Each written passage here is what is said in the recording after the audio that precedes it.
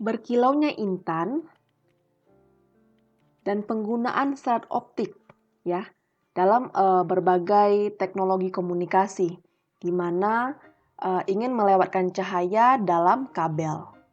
Ini semua menerapkan prinsip yang namanya adalah pemantulan sempurna.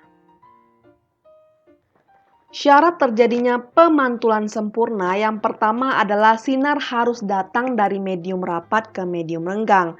Contohnya dari air ke udara. Yang kedua adalah sudut datang harus lebih besar dari sudut kritis. Sudut kritis adalah sudut datang yang menghasilkan sudut biasnya 90 derajat atau simbolnya sama dengan IK. Ya. Ini saya akan jelaskan gambar di samping, ya, di mana kita ketahui bahwa sinar yang datang dari medium yang lebih rapat atau air ini ke medium kurang rapat udara itu sinar akan dibiaskan menjauhi garis normal. Ya, di sini misalkan jelaskan pada sinar ini, sinar dengan sudut datang I memiliki sinar bias dengan sudut biasnya adalah R, ya, dan juga mengalami pemantulan kembali ke air. Untuk sinar selanjutnya, ya, sinar dengan sudut datang IK. Jadi sudut datangnya ini sama dengan sudut kritis karena sinar ini menghasilkan sudut biasnya 90 derajat. Karena itu sudut datang pada sinar ini disebut dengan sudut kritis. Dan yang terakhir, jika sinar dengan sudut datang lebih besar dari sudut kritis, maka sinar tidak lagi dibiaskan, tapi sinar akan dipantulkan seluruhnya kembali ke dalam air. Inilah yang disebut dengan pemantulan sempurna. Ya, artinya tidak lagi dibiaskan tapi langsung dipantulkan kembali. Ya, sama dengan ini ya. Gambarnya ini mengalami pembiasan, sedangkan ini dikatakan sebagai sudut kritis karena dia menghasilkan sudut biasnya 90 derajat dan ini yang disebut dengan pemantulan sempurna, ya, tidak lagi ada sinar yang dibiaskan. Ya, untuk menentukan sudut kritis, rumusnya itu pertama kita gunakan dulu persamaan Snellius, yaitu N1 sin theta 1 sama dengan N2 sin theta 2. Ya, karena dibiaskan theta 2, sudut yang dibiaskannya harus 90 derajat, maka theta 1 itu adalah sama dengan sudut kritis. Jadi N1 sin IK sama dengan N2 sin 90 derajat. Kemudian N1 sin kritis, sudut kritis itu sama dengan N2 dikali 1. Sehingga sin IK-nya itu sama dengan N2 per N1 di mana N2-nya harus lebih kecil dari N1. Oke, soal. Diagram berikut menunjukkan seberkas sinar dalam air yang jatuh pada bidang batas air udara. Gambar sketsa untuk menunjukkan apa yang terjadi dengan berkas sinar tersebut ketika sudut datangnya adalah 25 derajat dan 60 derajat ya. Jadi ini diagramnya di mana sinarnya datang dari air dengan indeks biasnya N1 ya. Jadi karena datang dari air, indeks bias ini menjadi yang pertama. N1 sama dengan 1,33 ke udara, jadi N2 sama dengan 1. Oke, mulai kita bahas di sini ya. Pertama kita cari dulu berapakah sudut kritisnya. Ya, jadi sin IK sama dengan N2 per N1. Ya, N2-nya adalah udara dan N1-nya adalah air. Jadi 1 per 1,33 maka sin IK-nya adalah 0,752. Oke, cari menggunakan kalkulator sinnya. Ini hasilnya adalah 48,75 derajat. Udah dibuktikan belum dengan kalkulatornya? Coba pegang kalkulatornya dulu, baru tekanlah sin min 1 ini ya. Dengan cara tekan shift baru sin, yaitu mengaktifkan untuk sin pangkat min 1 ini, baru masukin angkanya 0,752. Maka hasilnya adalah 48,75 derajat. Ya. Kemudian kita buktikan, ternyata sudut datangnya lebih kecil dari sudut kritis, sehingga sinar mengalami peristiwa pembiasan dan pemantulan, ya. Jadi tidak ada yang namanya pemantulan sempurna, tidak terjadi. Dia hanya terjadinya adalah pembiasan dan pemantulan biasa, ya. Seperti ini. Jadi sinar datang karena dia 25 derajat tadi ya. Jadi sinar mengalami yang namanya pembiasan dan juga pemantulan. Oke, silakan cari bagian B-nya ya. Kita masuk yang namanya lensa. Lensa adalah sebuah benda bening yang dibatasi oleh dua bidang lengkung atau satu bidang datar dan satu bidang lengkung. Bidang lengkung yang membentuk lensa dapat merupakan bagian dari permukaan bola atau permukaan silindris. Dengan demikian, sinar-sinar sejajar sumbu utama tepat difokuskan ke suatu titik yang disebut dengan titik fokus. Oke, jadi ada dua jenis lensa, yaitu namanya lensa cembung dan lensa cekung. Ya, jadi lensa cembung ini ada 3 bagian, boleh seperti ini, biconvex namanya, atau bentuknya seperti ini, plan convex. Dan yang seperti bulan sabit adalah konkav convex. Lensa cembung itu fokusnya positif, ya. Jadi kebalikannya dengan cermin. Cermin cembung kemarin kan negatif ya fokusnya, maka lensanya bernilai positif. Jadi hafalnya di situ aja ya. Untuk yang lensa cekung itu bentuknya seperti ini, bikonkav. Kalau yang apanya dia plan konkav dan convex konkav. Jadi bentuknya berbeda-beda, itu sama artinya lensa cekung dengan fokusnya bernilai negatif.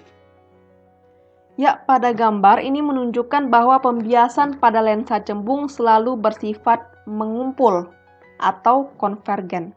Ya, oleh karena itu lensa cembung disebut juga dengan lensa konvergen. Pada gambar tampak bahwa sinar-sinar sejajar dibiaskan pada satu titik di belakang lensa disebut titik fokus atau titik F. Ya, kalau diagramnya seperti ini berarti di titik ini. Di belakang lensa titik F. Garis lurus yang menghubungkan titik pusat kelengkungan lensa atau titik pusat optik itu adalah titik O di sini ya. Dengan titik fokus titik F ini disebut dengan sumbu utama lensa. Oke. Jadi kita tetapkan bahwa titik fokus tempat sinar-sinarnya mengumpul, ini kan berarti di belakang ya. Maka titik F1 ini kita sebut dengan fokus aktif. Sedangkan titik F2 disebut dengan fokus pasif. Seperti biasa, ada 3 sinar istimewa pada lensa cembung. Yang pertama adalah sinar datang sejajar sumbu utama lensa dibiaskan melalui titik fokus F1 yang terdapat di belakang lensa. Ya. Oke, Miss ini mau ngasih tahu dulu. Di buku itu tergantung ya, misalnya di sini ada P2 atau P1 atau di sini ada 2F2 atau 2F1 itu sama aja ya. Pokoknya digambar nanti sama aja untuk semua buku itu sama artinya ya. Yang kedua adalah sinar datang melalui titik fokus, ya, titik F2. Kan ini depan lensa. Ya, kemudian yang terdapat depan lensa dibiaskan sejajar dengan sumbu utama. Dan yang ketiga, sinar datang melalui titik pusat optik O, ya, diteruskan tanpa membias. Oke, jadi cara melukis pembentukan bayangan pada lensa cembung. Oke, di sini Miss langsung beritahu aja.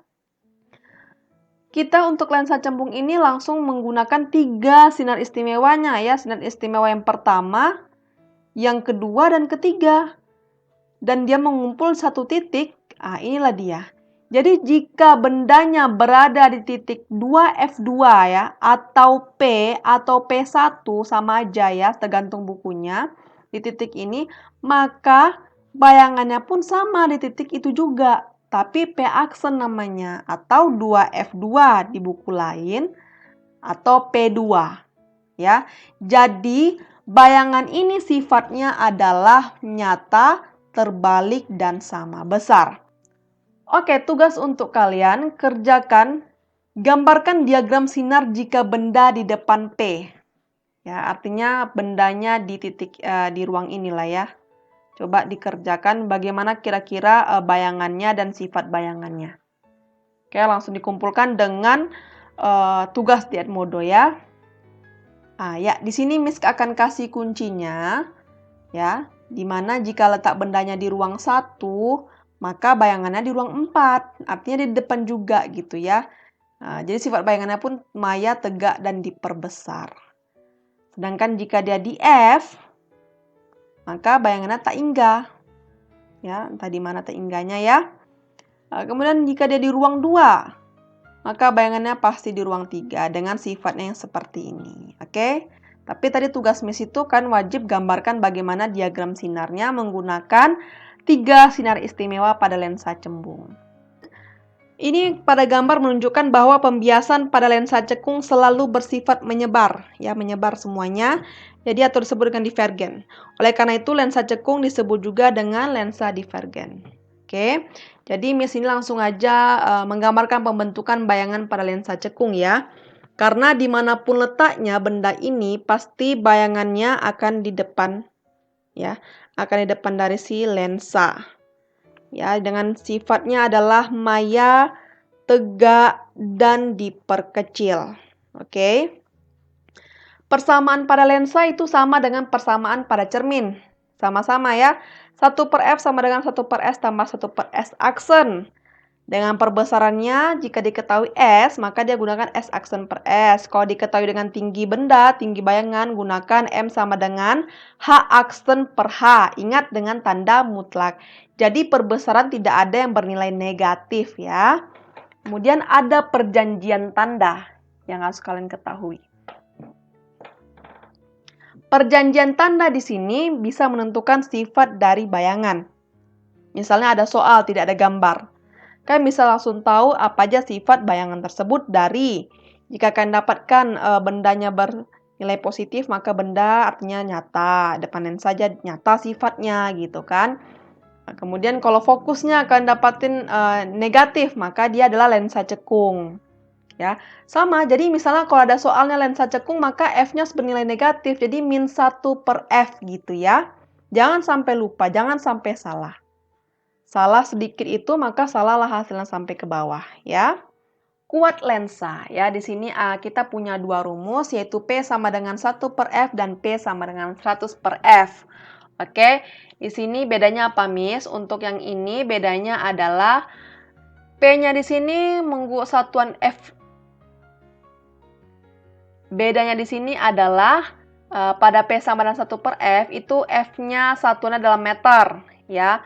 Untuk yang di bawah itu satuannya dalam sentimeter.